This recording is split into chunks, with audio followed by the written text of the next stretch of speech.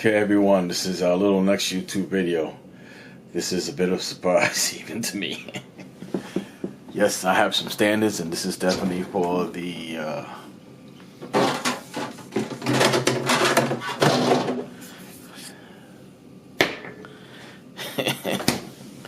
for the person who likes to drink beer or a responsible drinker.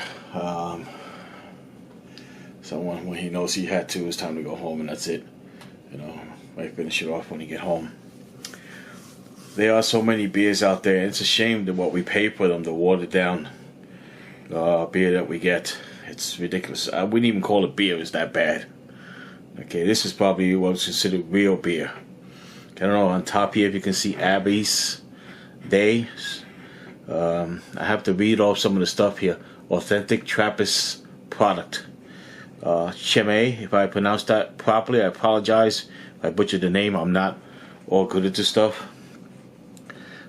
Paris, Trappist, probably means the same thing, Trappist. Grande Reserve Ale.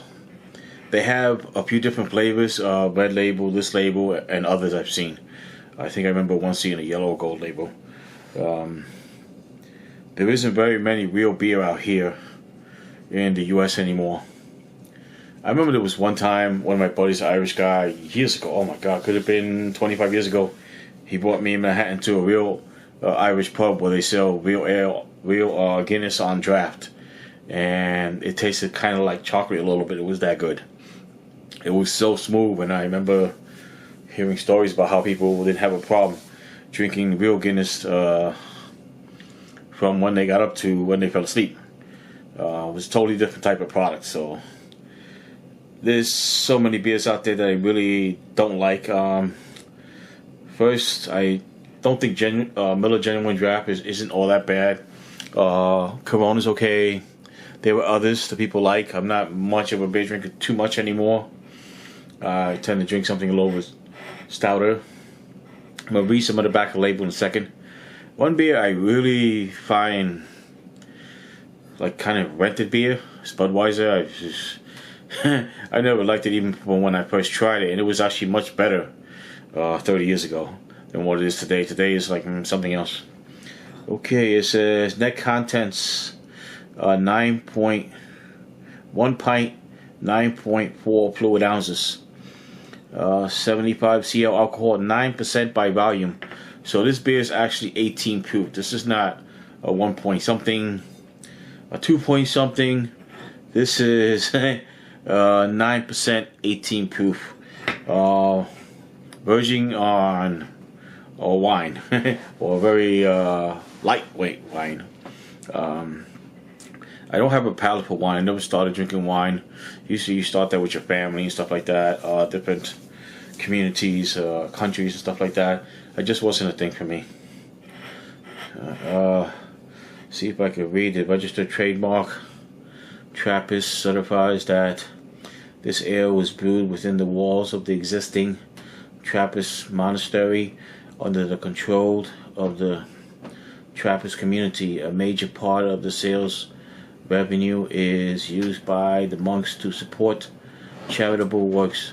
The exceptional yeast, isolated by Father Theodore, confined with the purity of the highest protected water of the Abbey's well, gives Chimay its unique richness. Since 1862, Chimay's secondary fermentating ales have neither been pasteurized nor filtered, or only natural ingredients are used. To fully appreciate the robust character of Chimay's Grande Reserve, see vintage on cork.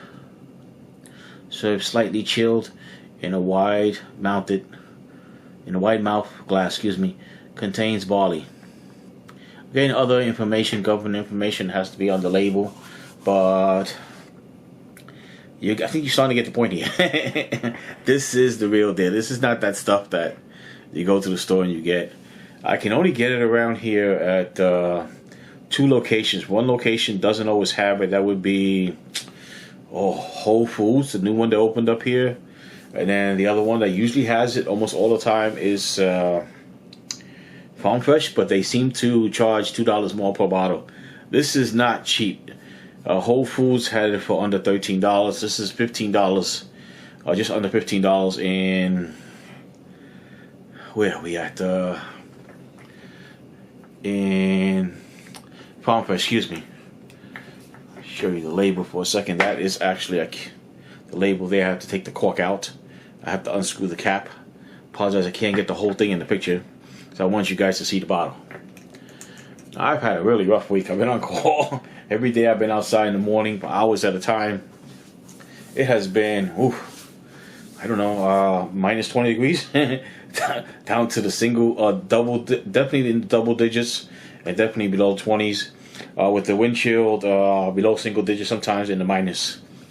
And I just finished doing snow. I mean, I'm so tired. I've seen a few little spots floating around in the air, so you know that's when you know you're really tired. But I'm going to enjoy one because I'm not on call and this and that, and I should have a second one in the refrigerator. I usually like to say the second one goes down better than the first. So I usually tell people that enjoy the second one on me. Either way, you got an idea what it is. If I had to describe what it might taste like, I would say at least try one despite it's $15 once in a while. I would say put it in the refrigerator below 40 degrees if you can get it to like 39, 38 degrees. And pull the cork off, see if you can hear it. Okay. You'll see smoke coming out the top sometimes. I don't know if you got that. When it's cold, it's not as cold as I like it to be. But I'm finishing this one. And I got another one in the freezer right now getting colder. It has a smooth, this particular blue one, the red one tastes more like a real true ale with that slight distinctive aftertaste. This one has less aftertaste and it goes down much smoother. This is a favorite for myself. I tend to like smooth things, what can I say?